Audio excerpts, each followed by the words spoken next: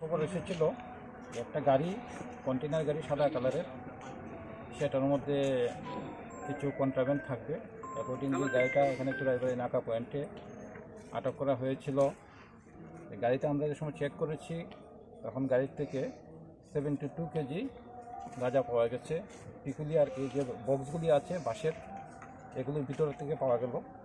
এই গাড়ির থেকে আমরা ড্রাইভার এবং অ্যাসিস্ট্যান্ট, ড্রাইভার হলো বিজয় কুমার লেবর, তার বাড়ি আসাম, এবং ইদ্রিস আলী, তারও বাড়ি আসাম, দুইজনকে আমরা অ্যারেস্ট করেছি। মালগুলিকে সিজ করা হয়েছে।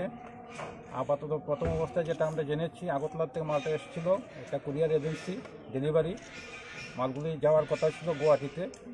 আমরা তাকে ইনভেস্টিগেশন করছি। কালোবাজারের মূল্য হবে প্রায় 21 লক্ষ টাকার মতো। কত কেজি স্যার?